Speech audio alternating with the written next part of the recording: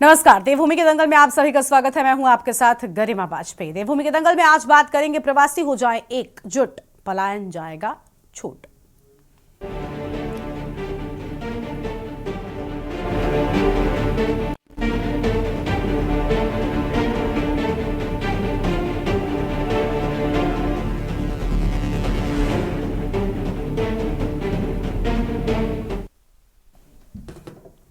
राजधानी देहरादून में रविवार को आयोजित प्रथम अंतर्राष्ट्रीय प्रवासी उत्तराखंडी सम्मेलन किया गया। मुख्यमंत्री पुष्कर सिंह धामी की पहल पर आज 17 देशों में रहने वाले उत्तराखंडी एक साथ जुटे सम्मेलन में। उत्तराखंड में निवेश की संभावना, हॉस्पिटैलिटी, वेलनेस, कौशल विकास, विदेश में रोजगार और उच्च शिक्षा के साथ ही उद्यान, जड़ी बूटी में संभावना विषय पर पैनल डिस्कशन भी किया गया। बताते चले कि दिसंबर 2023 में आयोजित इन्वेस्टर समिट से पहले धामी विदेश दौरे पर गए थे, जहां प्रवासियों ने उनका उत्तराखंड की रीति परंपरा से स्वागत किया था। इस दौरान तमाम सफल लोगों की सीएम से मुलाकात भी हुई थी। इसी के बाद सीएम ने ऐसे प्रवासियों के अनुभव का लाभ लेने के लिए शासन में प्रवासी उत्तराखंडी सेल गठित करने के साथ ही अंतर्राष्ट्रीय प्रवासी उत्तराखंडी सम्मेलन भी आयोजित करने के निर्देश दिए थे। सरकार का मानना है कि देश विदेश में रह रहे प्रवासी उत्तराखंडी राज्य में गांव गोद लेने में भी उत्साह दिखा रहे हैं, जिसमें अब तक कई गांवों को प्रवासियों ने गोद भी लिया है। यह मुहिम और बेहतर करने का प्रयास सरकार कर रही है, लेकिन विपक्ष का मानना है कि भाजपा सरकार के कार्यकाल में लगातार हो रहे पलायन और साथ ही रोजगार, शिक्षा संबंधी विषयों की वजह से उत्तराखंड के लोगों को बाहर जाने के लिए मजबूर होना पड़ रहा है। और यही वजह है कि पलायन पर सरकार का कोई रोक नहीं है। जो प्रवासी आना भी चाहते हैं, उनके प्रवास के लिए भी सरकार के पास कोई ठोस प्लान नहीं है। आज इसी पर हम करेंगे विस्तार से चर्चा। खास मेहमानों का पैनल हमारे साथ में होगा, लेकिन उससे पहले ये रिपोर्ट देखिए। मुख्यमंत्री पुष्कर सिंह धामी ने प्रदेश का कार्यकाल संभालते ही प्रवासी उत्तराखंडी भारतीय लोगों का सम्मेलन किया था। देश विदेश में रहने वाले प्रवासियों को 2 दिवसीय कार्यक्रम में भी बुलाया गया था, जिसका उस समय राज्य सरकार को अच्छा अनुभव भी मिला। यही वजह है कि अब सभी के अनुभवों के साथ सरकार प्रवासी सम्मेलन कर रही है, जिसमें बड़ी संख्या में उत्तराखंडी प्रवासियों के आने का अनुमान है। साथ ही उत्तराखंडी प्रवासियों के अनुभव से सरकार प्रदेश हित के लिए उनका ज्ञान भी लेगी। वहीं विदेशों से आए उत्तराखंडी प्रवासियों ने सरकार की इस पहल को सराहना करते हुए प्रदेश की समस्याओं को लेकर अपने अनुभव भी साझा किए हैं। सबसे पहले तो ये अंतर्राष्ट्रीय प्रवासी उत्तराखंडी सम्मेलन में आयोजित किया है, और ये निश्चित रूप से जो हमारे प्रवासी उत्तराखंडी हैं, आज दुनिया के विभिन्न देशों में रहते हैं और उन्होंने अपना एक बहुत बड़ा मुकाम हासिल किया है, अपना स्थान बनाया है, अपनी पहचान बनाई है। अनेक अनुभव उन्होंने प्राप्त किए हैं। उनके अनुभवों का लाभ उनके पैतृक स्थानों को मिलेगा, उनके पैतृक राज्य को मिलेगा। हमने उनके अंदर एक भाव देखा है, अपनी संस्कृति के प्रति, अपनी मिट्टी के प्रति एक उनका जुड़ाव है। और हमने पिछले नवंबर माह में 2024 में देश के अंदर रहने वाले जितने प्रवासी हैं, जो विभिन्न राज्यों में निवासरत हैं, उन सबका भी सम्मेलन किया था, और बड़ी संख्या में देश के अंदर रहने वाले प्रवासियों ने भी इसमें भाग लिया। आज मैं मुझे बहुत ज़्यादा सौभाग्यशाली महसूस कर रही हूँ अपने आप को कि आज हम इस सम्मेलन में जो उपस्थित हुए हैं, और ये सब मुख्यमंत्री जी की बदौलत ही है। यहाँ पर जैसे कि बात हुई है पलायन के ऊपर, तो मेरा ये विचार है, क्योंकि एडवाइस हम नहीं कर सकते, पर मेरा ये अपना अंदरूनी विचार है कि ये जो कदम उठाया जा रहा है एडॉप्शन का, उसमें पलायन रुकेगा। और दूसरा एक आग्रह और है मेरा मुख्यमंत्री जी से कि बहुत से ऐसे यूट्यूबर्स हैं जो गांव में जाके ये बताते हैं कि ये गांव खाली है या वो गांव खाली है। तो मेरा यही मानना है कि थोड़ा उस पर भी ध्यान दिया जाए कि कोई अराजक तत्व उन जगहों पर ना जा सके, जिससे लोगों को परेशानी महसूस हो। मुख्यमंत्री पुष्कर सिंह धामी जी का बहुत बहुत आभार और धन्यवाद पूरी टीम को देना चाहता हूँ कि वो हर काम में पहले तो हैं ही, लेकिन उत्तराखंडी सम्मेलन कराने वाले वो पहले इस प्रदेश में पहले मुख्यमंत्री है, और ये सफल आयोजन उन्होंने किया है। और मैं यूएई से आया हूँ, दुबई में रहता हूँ पिछले 16 साल से। मैं मूलतः पिथौरागढ़ बेरीनाग ज़िले से गांव है मेरा, और मेरे दादाजी स्वतंत्रता सेनानी थे। 2 मेरे घर से स्वतंत्रता सेनानी हैं, और मेरे माता पिता दिल्ली में रहते हैं। और मैं पिछले 12 साल से दुबई में जो समाज सेवा करी है, मैं 10,000 से ज़्यादा विदेश में जो भारतीय लोग फंस जाते हैं उनको निकालने में सक्षम हुआ। जैसे आपने देखा होगा जो रशिया यूक्रेन वार में जो उत्तराखंड के जो लोग आए थे 12-13, उनको भी निकालने में मेरी अहम भूमिका रही है वहाँ की लोकल अथॉरिटी से और उनसे। और उसके लिए मैं भारत सरकार का भी बहुत बहुत आभारी हूँ कि मैं पूरे भारत का सबसे पहला उत्तराखंडी जिसको प्रवासी भारतीय सम्मान से महामहिम राष्ट्रपति ने 2019 में सम्मानित किया। ये सबसे बड़ा सम्मान होता है। मेरे लिए ये बहुत ही सौभाग्य की बात है कि मैंने ये सम्मेलन में इनवाइट मिला और माननीय मुख्यमंत्री जी ने हमें यहाँ पे बुलाया और हमें शामिल किया। मैं करंटली यूएई में एमिरेट्स एयरलाइंस में कार्यरत हूँ और मेरा यहाँ पे आना मेरे लिए ये एक इंस्पिरेशन है कि मैं भी अपने जैसे मैं जिस इलाके से मैं हूँ, मैं चमोली गढ़वाल से हूँ जहाँ पे कि लड़कियों की शिक्षा का बिल्कुल भी साधन नहीं था, लेकिन बीइंग लाइक मेरे फादर टीचर थे तो उन्होंने हमेशा से प्रेरित किया कि लड़कियों की शिक्षा बहुत इंपॉर्टेंट है। क्यों इंपॉर्टेंट है? क्योंकि वो एक परिवार, एक समाज को नहीं, एक परिवार को नहीं, वो अपने घर से शुरुआत करती है। तो उस मुहिम के तहत मुझे लगता है कि आज मैं जहाँ पे हूँ मैं भी उन लड़कियों की हेल्प करूं जिन लड़कियों के पास शिक्षा का साधन नहीं है, जो अभी भी जैसे मुख्यमंत्री जी ने बात करी कि आप गांव को गोद दे सकते हैं। उत्तराखंड में हो रहे लगातार पलायन को लेकर सभी विपक्षी दल लगातार सरकार पर पहले से ही निशाना साधे हुए हैं और अब वहीं चुनाव के चलते सरकार का खासतौर से प्रवासी उत्तराखंड सम्मेलन को लेकर आयोजित सम्मेलन पर विपक्षियों का यही मानना है कि ये सरकार का सिर्फ एक दिखावा है। लगातार सरकार प्रवासियों को प्रदेश में रोकने में विफल साबित हुई है। अगर सरकार कुछ करना भी चाहती है तो पहले प्रदेश में बेहतर शिक्षा, चिकित्सा, रोजगार जैसी सुविधाओं को जनता के लिए सही करे, जिनको लेकर अभी तक सरकार ने कोई काम नहीं किया। और यही वजह है कि तमाम उत्तराखंड प्रवासी अपने ही प्रदेश में आने से कतरा रहे हैं, लेकिन जो प्रदेश में आना भी चाह रहे हैं उनको सरकार प्रदेश में रोकने में विफल साबित हुई है। इसके बाद सरकार कोई भी सम्मेलन कर ले कोई फायदा नहीं। देखिए, आप ये मत कहिए कि भारतीय जनता पार्टी कर रही है। भारतीय जनता पार्टी और सरकार दोनों मिलकर के जो है इसका आयोजन करने का काम कर रहे हैं। ठीक है, अच्छी बात होनी चाहिए, अच्छी शुरुआत होनी चाहिए। हम तो अप्रवासी जो लोग हैं उनसे भी ये निवेदन करना चाहते हैं कि वो भी जो है कुछ समय इस पर्वतीय क्षेत्र में प्रवास करने का काम करें। जो पलायन हो रहा है इस पलायन को रोकने में जब वो प्रवास करेंगे पर्वतीय क्षेत्रों में तभी तो रुकेगा। हम देहरादून में, दिल्ली में, बॉम्बे में जो है इसका आयोजन करेंगे, सब लोग भाषण दे के चले जाएंगे, फिर ढाक के 3 पार। तो इस दिशा में सकारात्मक कदम उठने चाहिए। बिल्कुल, प्रवासी सम्मेलन भी कर लेंगे, ये लोग बुला भी देंगे।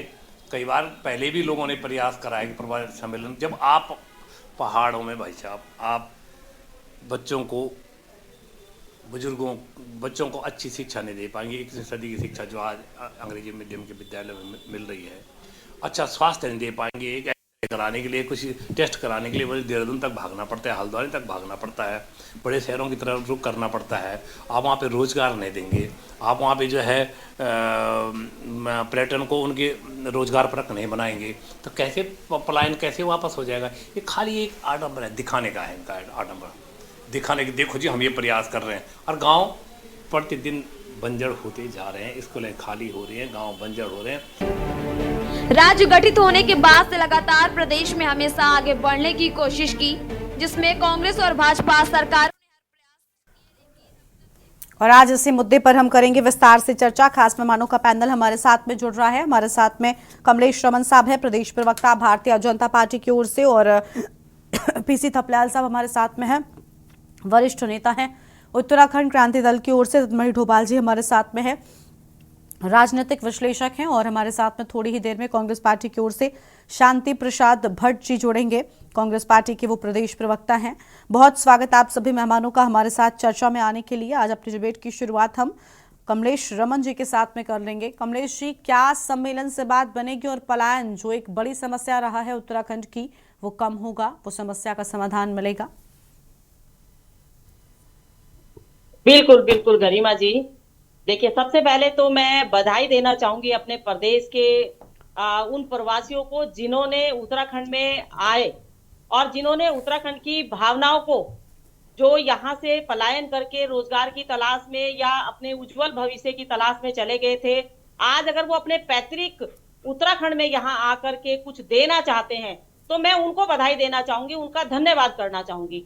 और जिनकी वजह से, जिन्होंने ये शुरुआत की, माननीय मुख्यमंत्री पुष्कर सिंह धामी जी, जिनकी ये सोच, जिनका ये कार्य कि मुझे विदेशों से जो लोग हमारे रह रहे हैं, जो हमारे प्रदेश के लोग चले गए थे, उनको यहाँ बुला करके उनको अपने उत्तराखंड की भावनाओं से और रूबरू करा के एक तालमेल अच्छा बिठा करके इस प्रदेश को एक अच्छी सौगात देने का काम जो पुष्कर सिंह धामी जी ने किया, तो मैं बधाई भी देना चाहूंगी उनको कि उन्होंने इतना बड़ा प्रवासी सम्मेलन किया और आगे भी निरंतर वो इस प्रवासी सम्मेलन को करेंगे, क्योंकि अभी हमारे पास कुछ ही लोग हैं जो यहाँ पर पहुंचे हैं, जो इस उत्तराखंड को या उस उत्तराखंड के कई जो हमारे दूर क्षेत्र है या गांव है या वो अपना ही पैतृक गांव, जो लोग जहां से चले गए थे या वो अपना पैतृक गांव लेकर के उस गांव को संवारने की जो बात कर रहे हैं, मुझे लगता है कि बहुत ही ऐतिहासिक एक ऐसा कदम है जो इतिहास में, अगर हमारे यहाँ से कोई व्यक्ति जाता है और वो अपने प्रदेश की भावनाओं को समझ करके उसके पलायन को रोकने के लिए या उस प्रदेश के लिए और बेहतरी के लिए कुछ करना चाहता है, तो इसके लिए सबका स्वागत है और यही स्वागत योग्य होना भी चाहिए। देखिए, विपक्ष में जो रहते हैं वो अगर कुछ कहें तो मुझे लगता है कि वो उनकी एक राजनीति हो सकती है, वो उनकी कूटनीति हो सकती है कि वो सिर्फ आरोप लगाएं, लेकिन ये इतना अच्छा कार्य है, ये इतना ऐतिहासिक निर्णय है कि इसमें चाहे विपक्ष हो, हमारा कोई भी हो, वो उसे साथ मिल करके इन लोगों का साथ देना चाहिए, ताकि जो लोग बाहर से आ रहे हैं उनको ऐसा लगे कि हमारे जो लोग हैं वो हमारा स्वागत कर रहे हैं, अगर हम यहाँ आ रहे हैं। लेकिन अगर हम उनके ऊपर कटाक्ष करने का काम करेंगे कि वो यहाँ आएंगे तो क्या करेंगे, उनको पहाड़ों में जाना चाहिए, अरे कहीं से तो शुरुआत हो। अगर शुरुआत अच्छी हो रही है, देहरादून से हो, हल्द्वानी से हो, पौड़ी से हो, चमोली से हो, अल्मोड़ा से हो, मुझे लगता है कहीं से भी हो, किसी भी क्षेत्र से, पर शुरुआत अच्छी होनी चाहिए। अगर भारतीय जनता पार्टी इस शुरुआत को कर रही है तो हम सबको मिलकर के इसमें एक कंधे से कंधा मिलाकर के पुष्कर सिंह धामी जी को इसमें बढ़ावा देना चाहिए। और सराहनीय कदम है ये कि हमारे जो लोग यहाँ पर आएंगे, हमारा प्रवास के साथ साथ हमारी आर्थिकी से भी हमें निजात मिलने का काम होगा। हमारे यहाँ जो लोग जो बाहर जा रहे हैं, जब उद्योग लगाएंगे बाहर से लोग यहाँ आकर के, तो हमारा जो युवा साथी है वो बाहर नहीं जाएगा, वो यहाँ रहेगा। हमारे पहाड़ों का जो स्वरूप है वो वापस लौट करके आएगा। और अभी मैं सुन रही थी गरिमा जी की अभी हमारे यूकेडी के भाई कह रहे थे कि पलायन को रोकने के लिए उसको अरे भाई, अगर कोई इनसे ये पूछे कि आप यहाँ के देहरादून में क्यों बसे हैं, आप गांव में क्यों नहीं जाते, आप गांव में क्यों नहीं रहते, अगर आज गांव में ताले लगे हैं तो मुझे लगता है कि सबका कर्तव्य बनता है, जो देहरादून में रहता है, जो हरिद्वार में रहता है, जो दिल्ली में रहता है, जो बॉम्बे में रहता है, उसको अपने गांव की सुध भी लेनी चाहिए। खाली देहरादून में यहाँ आकर के, यहाँ कोठी बना करके, मकान बना करके अगर अपने गांव को ऐसी छोड़ देंगे तो मुझे लगता है कि फिर पलायन कैसे रुकेगा। ये हम सबका कर्तव्य बनता है। हम जितने भी पैनल में बैठे, मुझे लगता है हम सबका कर्तव्य बनता है, जितने भी हम बाहर लोग काम करते हैं या अपने प्रदेश को छोड़ के अन्य प्रदेशों में जाते हैं, तो कम से कम अपने गाँव में जाकर के वहाँ पूजा कराएं, वहां जो छोटे फंक्शन हमारे होते हैं उनको कराने का काम करें। और अगर ये पहल भारतीय जनता पार्टी की सरकार ने करी है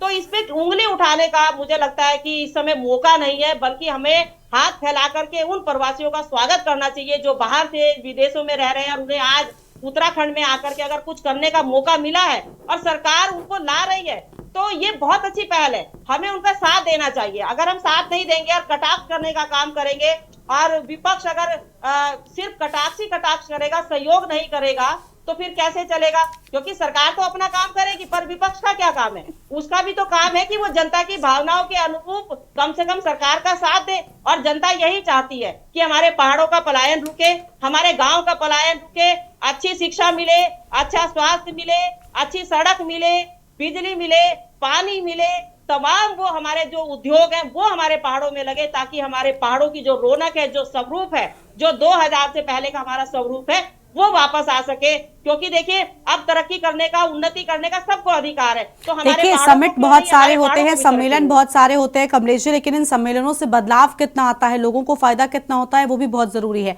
बीजेपी इवेंट मैनेजमेंट में महारत हासिल कर चुकी है, हम सब जानते हैं। वो हर एक चीज को इवेंट के तौर पर प्रदर्शित करते हैं, जनता के बीच में एक अलग मैसेज देने का प्रयास करते हैं। लेकिन अगर मंशा समस्या के समाधान की हो जाएगी तो तस्वीर और बेहतर होगी। इन इवेंट्स का, इन समागमों का असली मकसद हल हो सकेगा और फायदा भी प्रदेश को जरूर मिलेगा। उम्मीद यही है कि आगे से ऐसा होगा। चलिए, वरिष्ठ नेता यूकेडी के थपलियाल साहब हमारे साथ में मौजूद है। बहुत स्वागत सर। क्या सम्मेलन से बात बनेगी और पलायन रुकेगा? क्योंकि जिस तरीके से बड़े बड़े दावे किए जा रहे हैं, बड़ी बड़ी बातें की जा रही हैं सरकार की ओर से, बैठक में जिन बड़े मुद्दों को लेकर चर्चा की जा रही है, क्या चर्चा ही सब कुछ है और क्या धरातल पर बदलाव नहीं होना चाहिए? क्योंकि पलायन पर चर्चा कोई नई थोड़ी ना है, प्रदेश के साथ में एक धब्बे की तरह जुड़ा हुआ है। देखिए, आपने एक लाइन में भाजपा के प्रवक्ता को पूरा पाठ पढ़ा दिया। मैं सलूट करता हूं आपको कि ये जो तमाशे की राजनीति से ये राज्य बहुत अकता गया है। एक प्रवक्ता कह रहा है कि देहरादून में तुम पहाड़ में नहीं जा रहे, चंडीगढ़ से पहाड़ में नहीं जा रहे। अरे तुम जा रहे हो खुद यहाँ मैं तो देहरादून की हूँ, मैं तो देहरादून की हूँ। कमलेश रमन जी बोलने दीजिए उनको। हाँ ठीक है सर, बोलिए। मेरा कहने का मतलब है कि पूरे इनके नेता निसंग, कभी पहाड़ से लड़ता था वो यहां आ गया, त्रिवेंद्र पहाड़ से लड़ता था वो यहां आ गया। सारे इनके नेता यहां जमवाड़ा करके माफियों के साथ खेल रहे हैं खेल। यहां पे मूर्ख बना रहे हमें बैठने के लिए। शर्म आनी चाहिए। अब जब हम देख रहे हैं कि उस पहाड़ में मैं खुद रहना चाहता हूं, वहां रह नहीं सकता, जंगली जानवर खा जाएगा मुझ बूढ़े को। एक एनासिन लेने के लिए मेरे को कोटद्वार नौका खाल जाना पड़ेगा। ये देहरादून रहने वाली प्रवक्ता को क्या मालूम है कि पहाड़ में हो क्या रहा है? मेरा नेता जब बता रहा है कि पहाड़ में शिक्षा स्वास्थ्य सब मुंह के बल पे गिर चुकी है, तो देहरादून वाली प्रवक्ता क्या जानेगी उस पहाड़ की पीड़ा को, उन महिलाओं के पीड़ा को जिनका परसम सड़कों पे हो रहा है। आपने देखा परसों बस अंदर है, ये अंदर बैठे हुए जवाब देने दीजिएगा वाजपेयी जी। हाँ बिल्कुल मैम, अभी तो आपने ही बोला है, प्लीज अभी एक मेहमान को और मेहमानों को बोलने गिरी थी मैडम, एक एक जवाब देना। बस गिरी पौड़ी में टॉर्च मोबाइल से इलाज कर रहे थे पौड़ी के मेडिकल जो हमारा हॉस्पिटल है, जिला हॉस्पिटल। शर्म आनी चाहिए सरकार को। और इनका पैमाना, हमारे जो मर गए उनको 2 लाख, नैनीताल की वहां मरते हैं 10 लाख। ये सरकार का कभी पैमाना देखा आपने पैमाना देखा कि अभी इसी मुख्यमंत्री ने, इस मुख्यमंत्री की जड़ें उत्तराखंड में होती तो निश्चित रूप से ये खेल हमारे साथ नहीं खेलता। कभी इन्वेस्टमेंट के तमाशा मचाता है एफआरआई के अंदर, हम देखा उस तमाशे को। कितना इंग्लैंड चले गया, फोमा कंपनी के साथ बात कर रहा है, अरब कंपनी चले गया, ढाक के 3 पात। अभी प्रवासी जो है इस देश को, इस राज्य को इसलिए छोड़ के जाते हैं कि मेरा राज्य उनको रोजगार नहीं दे पाता, मेरा देश उनको रोजगार नहीं दे पाता, क्योंकि मेरे देश में ऐसे मुखिया बैठा हुआ है जो झूठ बोलता है, बातें करते हैं, पता ही नहीं है, झूठ बोलता है जो वो तो बाहर जाना पड़ा। आज जो बच्चा भी है प्रवासी, वो हिंदुस्तान में नहीं लौटना चाहता। हम देखे हैं कि जो लोग आना भी चाहे, गुड़गांव में आए, बंबई में आए और वापस 2 महीने में चले गए। अगर अनुभवशील नेतृत्व होता, हमारे पास अगर नेता होते तो ऐसे बच्चों की तरह बातें न करते और बच्चों की तरह ये तमाशा न करते। आज जो प्रवासी लेकर यहां बुलाए हुए हैं इन्होंने, आज भारत प्रदूषण में सबसे ऊपर सांस घुटती है यहां, क्योंकि हमारे बच्चे भी बाहर रहते हैं। और मैं 50 जगह विदेशों में जाके भारत प्रवासियों से सुनता हूं कि भारत में कोई भी प्रदूषण ऐसा नहीं है, खाने से लेकर, हवा से लेकर, राजनीति से लेकर, सारा प्रदूषण का वो देश बना दिया इन लोगों ने। जो लोग बड़े बड़े, अभी आप प्रदूषण का तमाशा देखेंगे तो मैं क्या कहूं, कुछ बोलूंगा तो रह नहीं पाएंगे यहाँ पे। प्रवासी लोगों से मिला आज सुबह। यहाँ 4-5 लोग हैं जो इस बसंत विहार में मॉर्निंग वॉक कर रहे थे, प्रवासी बच्चे। उनके माँ बाप बोला तमाशा था, तमाशा। ये जो तमाशे में, अरे वो क्या लगाएंगे, उनको क्या बोल रखा है, हाइड्रो प्रोजेक्ट वो लगाएंगे कि हम लगाएंगे, वो तो नौकरी करने गए हुए हैं। अबे भगवान, कोई दिमाग इनके अंदर है कि भूसा भरा हुआ इनके दिमाग में? वो नौकरी करने वाले लोगों को यहाँ बुलाया हुआ है, वो लोग अपनी नौकरी करेंगे कि गांव को गोद लेंगे, जो गांव खाली हो चुके हैं, जो जंगली जानवरों ने मिल है जिन गांव को, उनको गोद लेंगे, वो बच्चे गोद लेंगे।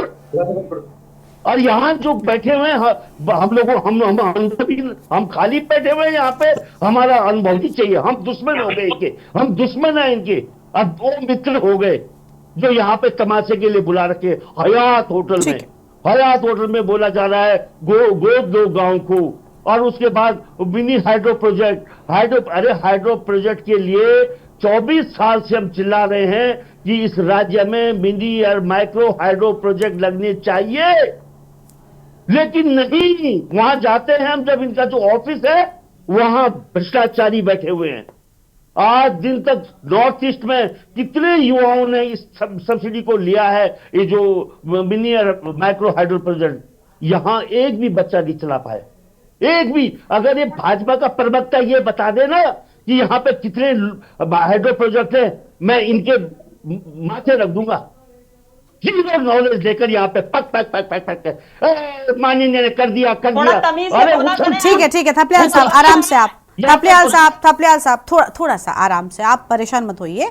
ठीक है, आपने अपनी बात कह ली, हम समझ रहे हैं कि वो समस्या है और जस की तस बनी हुई है। ठीक है थपलियाल साहब, आपको रोक रहे हैं यहाँ पर। हमारे साथ में और मेहमान भी जुड़ चुके हैं। हमारे साथ में शांति प्रसाद भट्ट जी, प्रदेश प्रवक्ता कांग्रेस पार्टी की ओर से जुड़ चुके हैं। उनके साथ में चर्चा को आगे बढ़ाएंगे। एक छोटे से ब्रेक के लिए यहाँ पर रुकते, चल लौटेंगे। आप देख रहे हैं के न्यूज, खबरों का सारथी।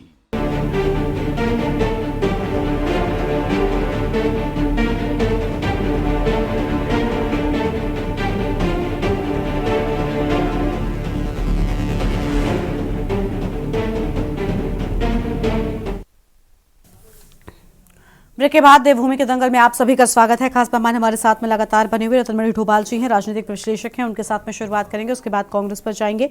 बहुत स्वागत रतनमणि जी आपका हमारे इस खास कार्यक्रम में। रतनमणि जी, पलायन की समस्या बड़ी है और ऐसा नहीं है कि ये समस्या सिर्फ बीजेपी के सत्ता में रहने के दौरान ही है, लेकिन दावे ये किए गए थे जब बीजेपी सत्ता में आई कि समस्या को खत्म किया जाएगा, जो अब तक नहीं हो सकी है।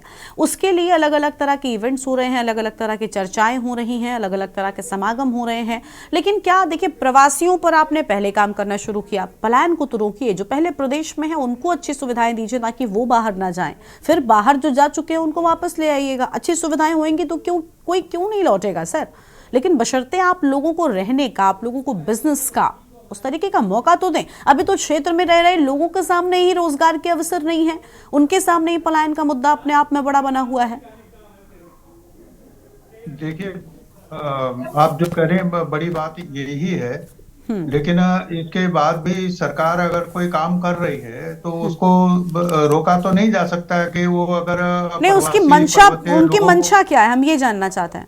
बुला रही है, सम्मेलन कर रही है, तो हम उससे वो नहीं कर रहे हैं कि वो क्यों कर रही है, उसको वो सरकार कर सकती है। लेकिन मैं एक दो चीजें आपके सामने ये रखना चाह रहा हूं कि कोविड काल में कितना रिवर्स पलायन हुआ,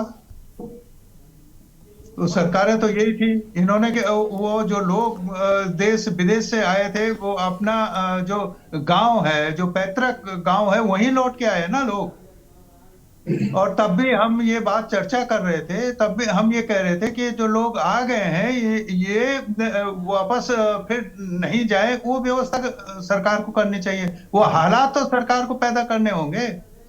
अब सरकार जब वो स्थितियां नहीं कर पा रही है तो लोग जा रहे हैं, जाएंगे। हम लोग भी आए हैं, क्यों आए हैं? मैं तो बहुत सारी खेती है, ये सब कुछ जो छोड़ के वो ऐसी खेती है कि जो पूरे साल भर खटने के बाद भी 3 महीने का अनाज नहीं देती है।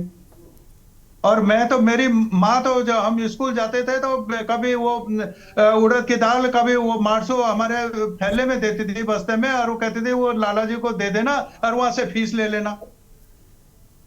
तब भी लोगों ने पलायन नहीं किया, और इसी उम्मीद के साथ उत्तराखंड राज्य का आंदोलन लड़ा गया कि इस स्थितियों से हम निपटेंगे और हमारा राज्य खुशहाल होगा। और उस पर जब वो रिवर्स पलायन हुआ, अब ये प्रकृति ने वैश्विक बीमारी आ गई और उसने आपको एक ऑफर दिया, रिवर्स पलायन हुआ, लोग आ गए, तो उनकी कोई व्यवस्था नहीं की, तब भी ये आवाज उठाई गई। और दूसरा अभी मैं कह रहा हूं, उसके बाद 14 में मोदी जी सरकार में आते हैं। पहले भी सरकारें करती रही है, ये चिंता बराबर राज्य बनने के बाद से बढ़ी है और तब से ही चिंता इस पर जाहिर की जा रही है। प्रधानमंत्री ने कहा कि हर सांसद एक गांव गोद लेगा। कितने गांव उत्तराखंड, कितने सांसद हो गए तब से, कितने गांव गोद लिए गए? अरे कोई एक तो बताओ ना आप कि ये गांव हमने मूलभूत सुविधाओं से ये हो गया, ये गांव है। तब तो आप प्रवासियों को आकर्षित करेंगे कि हाँ भाई वो जब सांसद कर सकते हैं, एक गांव उसने मूलभूत सुविधाओं से वो बना दिया, तो प्रवासी भी आएंगे। वो भी चाहते हैं कि मेरा जो पैतृक गांव है वो खुशहाल हो। वो भी उस वहां निवेश के लिए हालात तो सरकार बनाएगी ना। वो कोई विदेश से आके तो वहां परिस्थितियां नहीं बदलेगा, वो परिस्थितियां बदल के आपको देनी होगी। और ये उत्तराखंड के 10 जनपदों में आप बताइए कौन से ये सरकार ने दो इन्वेस्टमेंट समिट किया, 18 में किया, 23 में कर दिया। लाखों करोड़ों का आप दावा कर रहे हैं। आते हैं शांति प्रसाद जी, आएंगे, थोड़ा सा उनको सुन लीजिए, उसके बाद आपके पास ही आते हैं। आपने 10 जिलों में कितना लैंड बैंक बनाया है? ये जो प्रवासी आप ये दावतनामा कर रहे हैं, ये जो विज्ञापन आप कर रहे हो अपने को सजाने के लिए कि हम इतने तीर मार रहे हैं, आप ये तो बताएं उनको कि आपके लिए हम यहाँ पर ये लैंड बैंक है, आप ये 10 जिलों में उत्तराखंड के जहाँ से पलायन आपने रोकना है, वहां पर हमारे सरकार के पास ये लैंड बैंक है और हम आप ये देंगे, यहाँ निवेश कीजिए। वो परिस्थितियां वो विदेश से आके तो नहीं बनाएगा, वो तो सरकार को ही करना है। अब सरकार अपना काम नहीं कर रही है, सिर्फ विज्ञापन अगर आप करोगे तो 18 में भी आपने कर लिया, 23 में भी आपने कर लिया और ये 25 में भी आपने कर लिया, और परिस्थिति हालात आप बदलेंगे नहीं तो कैसे होगा? मैं तो ये समझता हूं, मैं उसके प्रयास पर उन्होंने किया है, उसका कोई विरोध नहीं है। हम स्वागत कर रहे हैं कि जो हमारे प्रवासी हैं आए हैं, जो वो गए तो इसीलिए ना कि आपने उनको हालात नहीं दिए ऐसे कि वो यहाँ निवेश कर लेते हैं, इसलिए वो निवेश करने भी विदेश में गए, कुछ नौकरी करने गए। हम तो बर्तन मांजने भी आज भी विदेश में जा रहे हैं कि कोई बर्तन मांजने के लिए रख ले हमें। आप तो हमें बर्तन मांजने लायक भी यहाँ जॉब नहीं दे पा रहे हो। तो सरकार कहीं तो उसको स्टैंड लेना चाहिए कि हम आपको ये दे रहे हैं, आप इसमें खटिए। आप कब की बात हो रही थी कि हम IT हब बनाएंगे, कहाँ है वो हब? एजुकेशन हब बनाएंगे, और जो एजुकेशन थी उसको भी आप बेच रहे हो। ठीक है सर, ठीक है। अब कांग्रेस पार्टी से हम जवाब लेंगे, चलिए आपके पास में लौटेंगे। कांग्रेस पार्टी की ओर से हमारे साथ में शांति प्रसाद भट्ट जी हैं, प्रदेश प्रवक्ता कांग्रेस पार्टी की ओर से। स्वागत सर आपका। शांति प्रसाद जी, कांग्रेस पार्टी विपक्ष में है और फिलहाल सत्ता पक्ष पर बड़े आरोप लगा रही है। उनका कहना है कि कोई ठोस प्लान सरकार के पास नहीं है, लेकिन इवेंट्स बड़े बड़े सरकार कर रही है। लेकिन सर, मौका तो जनता ने आपको भी दिया था, उस दौरान पलायन की समस्या में या प्रवासियों को लेकर कोई बड़े कदम नहीं उठाए गए थे।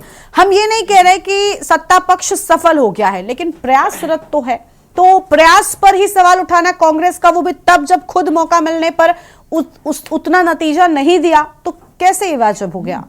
गरिमा जी, ये जो इवेंट हो रहा है, ये अंतर्राष्ट्रीय उत्तराखंडी परिवास सम्मेलन जो भारतीय जनता पार्टी ने किया है, हमारा इस सम्मेलन को लेकर कोई विरोध नहीं। उत्तराखंड के जो प्रवासी हैं, देश विदेश में रह रहे हैं, वो सब हमारे ही तो भाई बहन हैं, हमारा उससे कोई विरोध नहीं। वो आए, उनका बहुत अंतर्मन से हम अभिनंदन करते हैं, स्वागत करते हैं। हमें तो सरकार से प्रश्न है, जब पूरे प्रदेश में निकाय चुनाव की आदर्श आचार संहिता लागू है और उसके लिए कोड ऑफ कंडक्ट बना है, राजनीतिक दलों के लिए भी बना है, प्रत्याशियों के लिए भी बना है कि आप किस किस तरह से आदर्श आचार संहिता का पालन करेंगे। और भारतीय जनता पार्टी, जिसकी डबल इंजन की सरकार है, केंद्र में भी है, राज्य में भी है, वही आदर्श आचार संहिता का उल्लंघन कर रही है। और प्रदेश के मुखिया, प्रदेश के अधिकारी सब इसमें सम्मिलित हैं। भारतीय न्याय संहिता और आईपीसी, पुरानी आईपीसी दंड, हमारी जो पुरानी आईपीसी है और नया जो भारतीय न्याय संहिता है, दोनों की जो सुसंगत धाराएं हैं 169 से लेकर 174 तक, उन सब में इन बातों का उल्लेख है। ये एक तरह से भारतीय जनता पार्टी ने आदर्श आचार संहिता का उल्लंघन किया है, एक अपराध किया है। इनके खिलाफ मुकदमे दर्ज होने चाहिए। जो इस सम्मेलन में सम्मिलित हुए, जो नेता लोग सम्मिलित हुए, जो अधिकारी सम्मिलित हुए, उसमें साफ लिखा है, आप कोई लोक लुभावन घोषणा नहीं करेंगे, कोई लोक लुभावन वादे नहीं करेंगे, ये भारतीय जनता पार्टी लगातार ऐसे काम करती है। अगर हम ही जो राजनीतिक दल है, हम ही जो अपने को राष्ट्रीय दल कहते हैं, हम ही कानून का पालन नहीं करेंगे तो हम आम जनता को क्या मैसेज देंगे? क्या सरकार इतनी नाकारा थी कि सरकार को पता नहीं था कि एक इतना बड़ा हम प्रवासी सम्मेलन करने जा रहे हैं और वो आदर्श आचार संहिता होगा, उसकी डेट आगे पीछे कर सकते थे आप। पहले से आपकी क्या तैयारी थी? आपके अधिकारी कर्मचारी क्या कर रहे थे सब बातों को लेकर, अगर आपको ये सब बातें पता नहीं थी तो? और मात्र एक हफ्ता लगभग इस चुनाव का रह गया है, 7-8 दिन बाकी हैं, 25 तारीख को मतगणना हो जाएगी। आप इसको 25 के बाद भी कर सकते थे या आदर्श आचार संहिता से पहले भी कर सकते थे, लेकिन आपने जानबूझकर ये काम किया ताकि मतदाताओं को लुभाया जा सके प्रवासियों के माध्यम से। लेकिन मतदाता बहुत जागरूक है, वो जान चुके हैं भारतीय जनता पार्टी का चाल, चरित्र और चेहरा बेनकाब हो चुका है, इसलिए कोई मतदाता इनके झांसे में आने वाला नहीं है। इन्होंने 5 मार्च 2024 को माननीय मुख्यमंत्री जी ने प्रवासी भाइयों से कहा था कि आप एक एक गांव गोद लीजिए। मैं पूछना चाहता हूं आज माननीय मुख्यमंत्री जी से, आपके कहने से कितने प्रवासियों ने और कौन कौन से गांव गोद लिए, उनकी लिस्ट जरा सार्वजनिक कर दीजिए। मैं पूछ रहा हूं इनके 8 सांसदों से जो इस प्रदेश के हैं कि आपके माननीय प्रधानमंत्री श्रीमान मोदी जी ने आपसे कहा था कि प्रत्येक सांसद गांव को गोद लेंगे। इनके 8 सांसदों ने कौन कौन से गांव गोद दिए, उन गांव में कौन कौन से विकास का कार्य हुए, जरा इस पर एक श्वेत पत्र जारी करिए। रिवर्स फ्लाइंग ये पहले, रिवर्स माइग्रेशन ये पहले इस तरह की बहुत नौटंकी कर चुके हैं, जिसका परिणाम कुछ नहीं हुआ। पहले जितने समिट भारतीय जनता पार्टी ने किए उनका हासिल पाई 0 रहा, और इस तरह के जुमले भारतीय जनता पार्टी चुनाव के समय करती है। पिछला लोकसभा का जो चुनाव था तब भी इन्होंने टिहरी में इसी तरह का एक इवेंट करने की कोशिश की थी, और लगातार अधिकारी इस पर ध्यान नहीं दे रहे हैं। जिनको आदर्श आचार संहिता की ड्यूटी दी गई है, जो ऑब्जर्वर बने हैं, वो लगातार इग्नोर कर रहे हैं।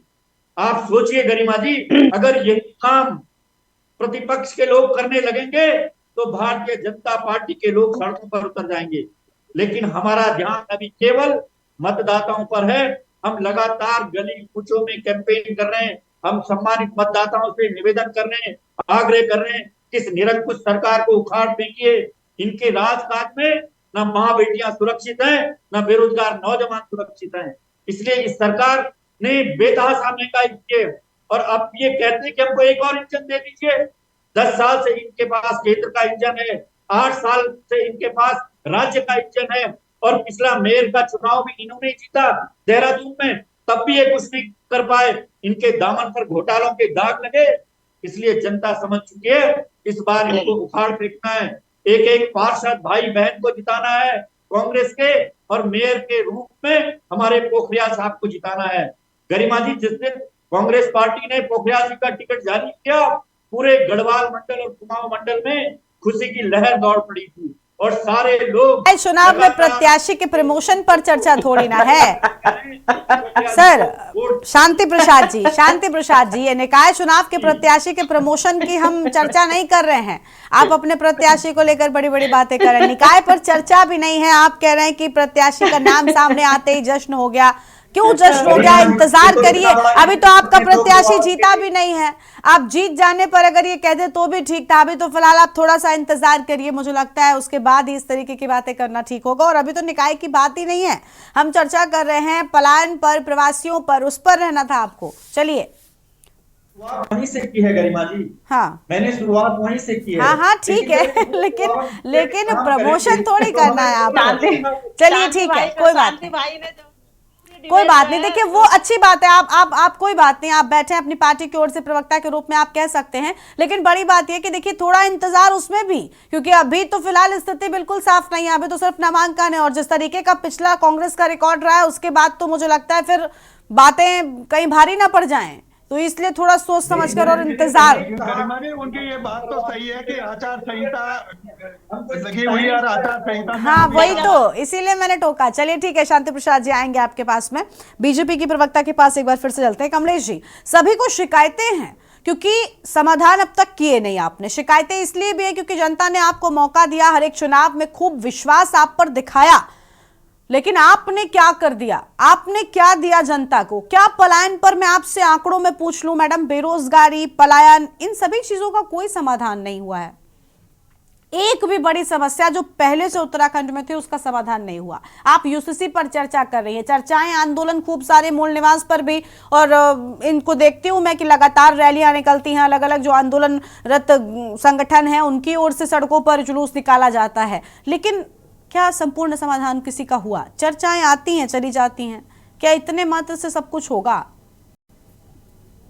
बिल्कुल गरिमा जी, आपने एक बहुत अच्छा सवाल किया, पर मुझे लगता है कि अभी जो आपने कहा कि आपने समस्याओं का निराकरण नहीं किया, मुझे लगता है कि जो राजनीतिक दल हैं शायद उनकी समस्याओं का निराकरण नहीं हुआ होगा, लेकिन जनता मैडम ये आम जनता की बात है। देखिए आप हर बात में, आप पत्रकार, आप सभी जितने प्रवक्ता हैं बीजेपी के, ये किसी भी सवाल को विपक्षियों का कहकर क्यों बच जाते हैं? क्या आम जनता आपसे सवाल नहीं पूछ सकती? क्या पत्रकार आपसे सवाल नहीं पूछ सकते? हर एक सवाल को विपक्षियों के मुंह में डाल देना ठीक थोड़ी है। जनता का पूरा अधिकार है, जनता सवाल कर सकती है, और क्योंकि जब वो सरकार बनाने का काम करती है तो जनता को पूरा अधिकार है कि वो अपनी सरकार से सवाल भी करे। तो उसको जनता के सवाल की तरह ही लीजिए ना। आप हर बात ये थोड़ी कहकर बच सकती हैं कि विपक्षियों का तो काम है पूछना और सवाल उठाना हम पर।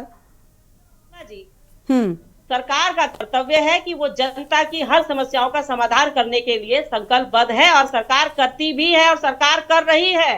कौन सी ऐसी समस्याएं हैं जो मुख्यमंत्री के दरबार में कोई लेकर के नहीं जाता और उसका समाधान नहीं होता? मुझे लगता है सब चीजों का होता है। रही बात आज जो हम प्रवासी सम्मेलन की बात कर रहे हैं, और ये प्रवासी सम्मेलन हम इस प्रदेश में क्यों कर रहे हैं, क्योंकि हमारे प्रदेश का जो युवा या हमारी महिलाएं या हमारे बुजुर्ग, देखिए मैंने पहले ही एक शुरू में कहा डिबेट के अंदर कि तरक्की करने का, उन्नति करने का सबको अधिकार है।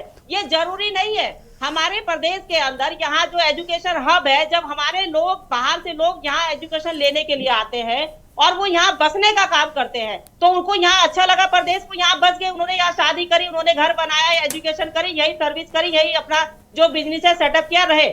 ऐसे ही हमारे जो प्रवासी अपने प्रदेशों में गए, उनके बच्चे गए, उन्होंने जब वहाँ पढ़ाई लिखाई करी तो उनको वो प्रदेश अच्छा लगा, वो वहां पर बस गए, उन्होंने वहाँ काम शुरू किया, अच्छा किया। तो तरक्की करने का अधिकार सबको है। हम ये नहीं कह सकते कि हमारे प्रदेश से लोग इसलिए जा रहे हैं क्योंकि हम उन्हें सुविधा नहीं दे रहे हैं। सुविधा हर सरकार देने की पूरी कोशिश करती है, लेकिन उन सुविधाओं के इतर भी जाकर के अगर व्यक्ति अपने आप की और तरक्की चाहता है, अपने परिवार के लिए और बेहतरी चाहता है, तो वो जाने की कोशिश करता है, और एक नया आयाम चुनने का उसे सबको अधिकार है, वो चुनने का काम करता है। प्रदेश के अंदर आज मुख्यमंत्री पुष्कर सिंह धामी जी की जो सरकार है, वो एक ऐसे बेहतर काम करने का जो निर्णय ले रही है, जो इतिहास रचने का काम कर रही है। मुझे लगता है कि वो आने वाले समय में जब यहाँ पर हमारे जितने भी पैनलिस्ट बैठे हैं, कोई उसमें कमियां नहीं निकालेगा, सबको लगेगा कि वाकई कुछ बेहतर हुआ है। अगर हमारे प्रवासी यहाँ आएंगे तो इस प्रदेश को फायदा मिलेगा, नुकसान तो नहीं होगा गरिमा जी। अगर हमारे प्रवासी यहाँ आकर उद्योग लगाते हैं तो हमारे जो युवा साथी है जो बाहर जाने के लिए सोचते हैं या जाते हैं, क्योंकि हमारे प्रदेश के अंदर जो आर्थिक स्रोत है वो क्या है गरिमा जी? यहाँ पर या तो पर्यटन है, या यहाँ पर खनन है, या यहाँ पर आबकारी है, या जो हमारे जो सरकारी डिपार्टमेंट है और वो जो नौकरियां है वो कितनी है? वो तो सीमित है ना। और लोगों की जो भावनाएं है वो तो प्रगाढ़ है, तो वो अपनी भावनाओं को पूरा करने के लिए कहीं ना कहीं तो जाएंगे। तो इसमें ये नहीं कह सकते कि हमारी कुछ कमियां रही है या सरकारों की कुछ कमियां रही है इसलिए गए। हाँ, ये बात जरूर है कि पलायन को रोकने के लिए कोई भी सरकार हो वो संकल्पबद्ध होनी चाहिए, क्योंकि हमारा पहाड़ में रौनक होनी चाहिए, हमारे पहाड़ों को गुलजार होना चाहिए। जो पहले हमारे लोग रहते थे, जो हमारे पहले जब हम लोग घूमने के लिए जाते थे वहां तो हमारे लोग दिखाई देते थे, वहां ताले नहीं होने चाहिए गांव में, वहां पर दरवाजे खुले होने चाहिए। ये हमारे प्रदेश की उन्नति का एक जो सपना है उसको पूरा करने के लिए पुष्कर सिंह धामी जी लगे हैं कि हमारे प्रवासी यहाँ आए, हमारे जो उद्योगपति है वो यहाँ आए। जैसे अभी हमारे भाई कह रहे थे इन्वेस्टर समिट के जरिए जब हमारे लोगों का यहाँ पर रोजगार मिलेगा, पहाड़ों में यहाँ उद्योग लगेगा, तो हमारे लोग यहाँ रुकने का काम करेंगे और जो प्रवासी हैं वो भी यहाँ आने का काम करेंगे। तो इसमें बुराई कहाँ है? मुझे ये बात इतनी सी समझ नहीं आई विपक्ष की कि इसमें बुराई कहाँ है, उन्होंने इसमें बुराई कहाँ देखी, इसमें कमी कहाँ देखी अगर प्रवासी यहाँ आ रहे हैं तो। और रही बात अभी हमारे भाई ने कहा, शांति प्रसाद जी ने, कि हमने चुनाव में जो है आचार संहिता का उल्लंघन किया। देखिए जो प्रवासियों का सम्मेलन था वो पिछले 1 साल से पूरे 8 महीने से लगातार जारी था कि हमारे लोग यहाँ पर आएंगे, उसकी पूरी तैयारी चल रही थी। अब चुनाव से पहले ही इसमें डेट फिक्स हो चुकी थी। तो इसमें किसी भी प्रकार का ऐसा नहीं है कि चुनाव में क्या वहां पर मुख्यमंत्री जी ने ये कहा प्रवासियों को कि आप जाओ अपने क्षेत्र में और लोगों को कहो कि कमल के आगे मोहर लगाए, ऐसा तो नहीं कहा ना उन्होंने सिर्फ ये कहा कि पलायन को रोकने के लिए हर संभव जो हमारे प्रयास होने चाहिए, जो आप हमारी मदद कर सकते हैं इस प्रदेश को एक और बेहतर प्रदेश बनाने के लिए, इसमें आप हमारा सहयोग करें। तो मुझे लगता है कि जो विपक्ष आरोप लगा रहा है कि आचार संहिता का उल्लंघन कर दिया, आचार संहिता का उल्लंघन अगर होता तो क्या चुनाव आयोग आकर के उस बैठक को रोकने का काम नहीं करता? क्योंकि वो सरकार है, वो मुख्यमंत्री, उन्होंने पहले ही डिसाइड थी, कोई आज या कल में तो हुई नहीं, या चुनाव के बाद अपने फायदे के लिए डेट को रखा गया होगा। तो ये तो निराधार जो इन्होंने आरोप लगाया ये बिल्कुल गलत है। दूसरा, जो हम अपने प्रदेश के लिए यहाँ लाने की कोशिश कर रहे हैं, जो हम अपने प्रदेश को यहाँ देने की कोशिश कर रहे हैं, उस पर देखिए आरोप राजनीतिक दल है, आरोप भी लगाएंगे, उनको अधिकार भी है और अच्छे सुझाव देने का भी अधिकार है। आप अच्छे सुझाव अगर इस प्रवासी के जो सम्मेलन हुआ इसको लेकर के हम और बेहतर क्या कर सकते हैं, इसमें भी अगर विपक्ष सहयोग करने का काम करेगा तो सरकार माना तो नहीं करेगी। सरकार तो चाहेगी कि विपक्ष भी आए और विपक्ष भी कहे कि क्या इसमें और सलाह अच्छी हो सकती है, हम इसको कैसे और बेहतर बना सकते हैं। लेकिन आरोप लगाना मैडम, विरोध कोई नहीं कर रहा है, सब स्वागत कर रहे हैं। नहीं, एक असभ्य भाषा का इस्तेमाल करना किसी भी सम्मेलन के लिए, पहले आप उसके परिणाम तो देख लो। अरे असभ्य भाषा आप बोल रहे हो, आप असभ्य भाषा बोल रहे हो। ठीक है। मुख्यमंत्री का दरबार कैसे बोल दिया आपने कि मुख्यमंत्री के दरबार में जब आते हैं, आपके लिए मुख्यमंत्री राजा है, मेरे लिए नहीं है।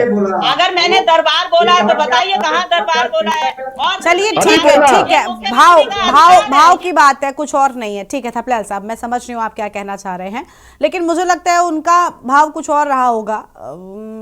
दरबार मुख्यमंत्री लगाते हैं, कई बार जनता दर्शन कार्यक्रम होते हैं, इस तरीके के कार्यक्रमों का उन्होंने जिक्र किया है, शायद उसके लिए शब्द दूसरे इस्तेमाल कर दिए। चलिए आपके पास में लौटेंगे, आप ही के राजनीतिक विश्लेषक हमारे साथ में तनमणि डोभाल जी, उनका रुख कर लेते हैं। तनमणि जी, आप कह रहे हैं कि विरोध नहीं हो रहा है, लेकिन अगर विरोध हो भी रहा है तो वो इसलिए क्योंकि पिछले कुछ ऐसे सम्मेलन हुए, जैसे मुझे याद है उत्तराखंड में जब समिट लगा तो ऐसा लगा जैसे हजारों करोड़ों के निवेश हो गए, न जाने कितने एमओयूज साइन हो गए, लेकिन असल में तस्वीर आपको लगा कि क्या उन समिट के बाद कुछ बहुत बदल गया, बहुत सारे युवाओं को रोजगार मिल गया? वहां तो ये रहा था कि इंडस्ट्रीज स्थापित होंगी, वो कब होंगी सर, मतलब कुछ उसके बाद नजर नहीं आया। कोई बड़ा बदलाव आपको दिखा क्या? आप तो उत्तराखंड निवासी हैं, मैं आपसे ही पूछती हूँ, कितने लोगों को उस समिट के बाद रोजगार मिला? उस समिट में इतनी सजावट, इतना रंग रोगन किया गया कि लगा कि हाँ कुछ बहुत बड़ा हो रहा है, लेकिन सपने दिखाए गए, ऐसा लगा सिर्फ। जी गरिमा जी, मैं शुरू यही मैं बात कर रहा था, जो 2023 में जो समिट हुआ है सूचना अधिकार में, इन्होंने बताया कि उसमें उसी में 5,000 करोड़ का इन्होंने खाना ही कर दिया। खाना का खर्चा है जो सूचना में दिया। हम ये कह रहे हैं, ये जो समिट बहन कह रही है ना कि विरोध कर रहे हैं, कोई विरोध नहीं कर रहा है। हमारे लोग हैं, हमारे अपने घर में आ रहे हैं, हम उनका स्वागत करेंगे या विरोध करेगा? कोई पागल ही होगा विरोध करेगा। विरोध क्यों करेंगे हम? वो तो अपने यहाँ आ रहे हैं। हम यही कह रहे हैं कि उनको बुलाने से पहले आपको उन स्थितियों को तो तैयार करना चाहिए कि कहाँ उनको आप जगह दिखाएंगे कि यहाँ आप निवेश कर सकते हैं, अपने गाँव में, अपने जिले में। और कम से कम वो जो 10 जिले हमारे, वो 10 जिलों में सरकार को बताना चाहिए कि हमने निवेश के लिए इतना लैंड बैंक बनाया है प्रत्येक जिले में। कहाँ आपके पास जमीन है? मैं ही लगाना चाहता हूं तो बताइए कि मैं अपने जिले में कहाँ सरकार मुझे जमीन देगी जो मैं वहां निवेश करूं। तो ये जो स्थितियां हैं, इन स्थितियों को ये सरकार ही कर सकती है, कोई दूसरा नहीं करेगा। ये सरकार का ही काम है। आपने लाखों करोड़ रुपए के ये जो एमओयू साइन किए, 1,25,000 करोड़ का तो त्रिवेंद्र रावत जी करके चले गए। उनके तो बीच में वापस ही बुला लिया था गैरसैंण से उस एमओयू साइन करने को, उसका आज तक पता नहीं चला।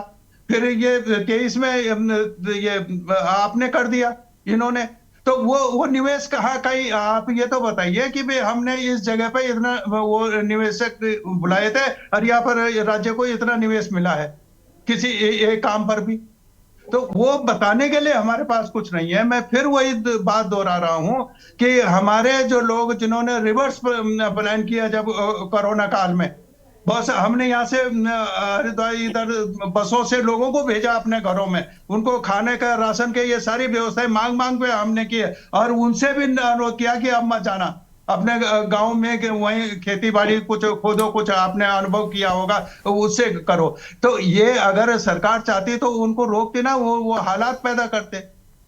वहां अभी भी आप एक जो गांव से एक गांव में स्ट्रेचर आप नहीं उपलब्ध करा पाए, जो रोड तक वो डिलीवरी के लिए आपने दिखाया कि वहां पौड़ी में दुर्घटना हो गई है, तो मोबाइल से डॉक्टर इलाज कर बिल्कुल रहे इस हैं। तरीके की घटनाएं हमने भी दर्शकों के साथ में इस साझा तरह की की है। चीजें कौन आ जाएगा आपके यहाँ? जंगल राज आपने कर रखा है, जहाँ ठीक है। लाइट की बेसों ने ऊर्जा प्रदेश है हम। ठीक है, कुल मिलाकर वही है ना कि दावे बहुत बड़े बड़े, लेकिन असल में हकीकत कुछ और ही है। थपलियाल साहब का रुख करेंगे। थपलियाल साहब, सम्मेलन के माध्यम से कुछ बदलाव की मंशा जरूर सरकार रखती, शायद तभी इन मुद्दों पर सम्मेलन कर रही है, लेकिन सर समस्याओं के ठोस अगर समाधान चाहते हैं तो उसके लिए ठोस प्लान भी तैयार करना पड़ेगा। कमी कहां पर आ रही है? क्या इनकी मंशा खराब? मैं आपसे सिर्फ एक निवासी होने के लिहाज से, एक थोड़ी देर के लिए आप भूल जाइए कि आप यूकेडी से जुड़े हुए हैं, उत्तराखंड निवासी होने के नाते भी मैं आपसे ये सवाल कर रही हूँ कि कहां पर इन सत्ता पक्ष के कार्यक्रम में कमी आ रही है? क्योंकि अगर ये कार्यक्रम कर रहे हैं, सम्मेलन कर रहे हैं, प्रवासियों की चिंता इनको है कि भाई प्रवासी आ जाए, कुछ अच्छा हो जाए प्रदेश में, तो फिर दिक्कत कहां पर आ रही है? किस स्तर से कमी रह जा रही है?